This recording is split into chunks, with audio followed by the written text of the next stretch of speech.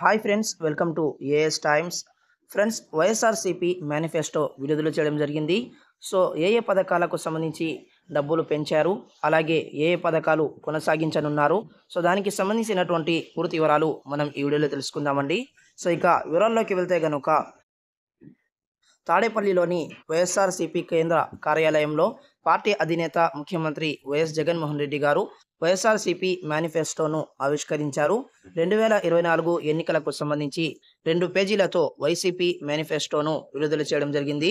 ఉన్న సంక్షేమ పథకాలకే నిధుల పెంపుపై జగన్ ప్రధానంగా దృష్టి సారించారు.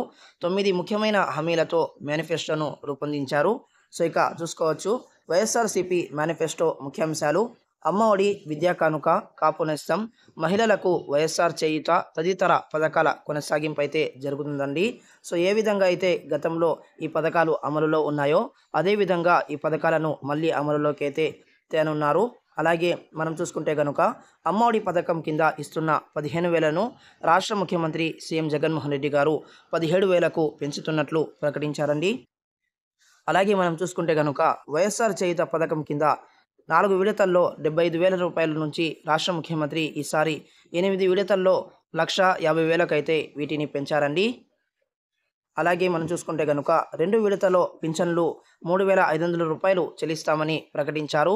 సో ఏదైతే గతంలో 3,000 రూపాయల పెన్షన్ అనేది ఇస్తున్నారో వాటిని ఇంకో 500 రూపాయలు పెంచి రాష్ట్ర ముఖ్యమంత్రి సీఎం జగన్మోహన్ రెడ్డి గారు పెన్షన్దారులకు డబ్బులైతే ఇవ్వనున్నారండి. సో ఇది 2028 జనవరిలో 250 రూపాయలు పెంచి 2029 జనవరిలో ఇంకో 250 రూపాయలు పెంచి మొత్తం 3,500 రూపాయలు అయితే ఇస్తారండి.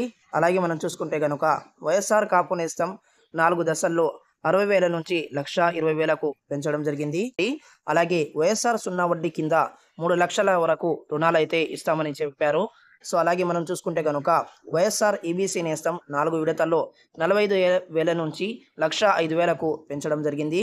అలాగే కళ్యాణమస్తు, షాదీ తోఫా కొనసాగిస్తున్నట్లు కూడా ప్రకటించారు.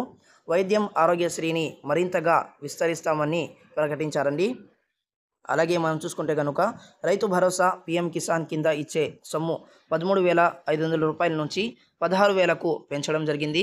కౌలు రైతులకు రైతు భరోసా కొనసాగింపు అయితే జరుగుతుందండి.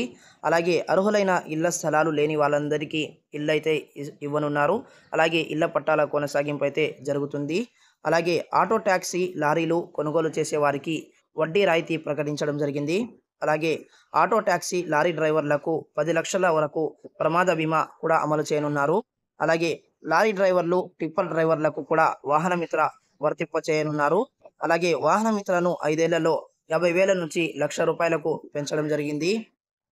సో చేనేతలకు కూడా ఏడాదికి 24,000 చొప్పున 5 ఏళ్లలో 1,20,000 అయితే ఇవ్వనున్నారండి.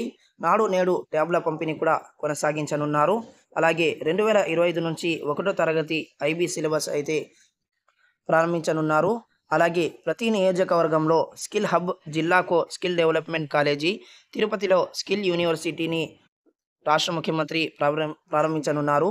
స్విగ్గీ, జొమాటో లాంటి డెలివరీ కంపెనీల్లో పనిచేస్తున్న గిగా సెక్టార్ ఉద్యోగులు ప్రమాదవశాత్తు మరణిస్తే వైఎస్ఆర్ బీమా వర్తింపజేయనున్నారు. అలాగే ప్రభుత్వ ఉద్యోగుల పిల్లల కోసం విదేశాల్లో చదువుకునేందుకు రుణాలు కూడా మంజూరు చేయడం జరుగుతుంది. అలాగే ఎస్సీ ఎస్టీ కాలనీలకు ఉచిత కరెంట్ అయితే ఇవ్వనున్నారండి. సో చూసారు కదా ఫ్రెండ్స్, ఇదండి మేనిఫెస్టో. వైఎస్ఆర్సీపీ మేనిఫెస్టోలోని ముఖ్యాంశాలు ఇవి. సో చూసారు కదా, రాష్ట్రంలో ఉండే వీరందరికీ డబ్బులు అయితే పెంచారండి. సో అమ్మఒడికి కానివ్వండి, విద్యా కానుక కానివ్వండి, కాపు నేస్తం, మహిళలకు వైఎస్ఆర్ చేత తదితర పథకాల యొక్క కొనసాగింపు జరుగుతుంది. అలాగే వాటి యొక్క డబ్బులు కూడా రాష్ట్ర ముఖ్యమంత్రి పెంచడం జరిగిందండి. సో ఇదండి అప్డేట్. ఈ వీడియోని మర్చిపోకుండా లైక్ చేయండి, మన ఛానల్ని సబ్స్క్రైబ్ చేసుకుని ఫాలో అవుతుండండి. So thanks for watching this video. All the best.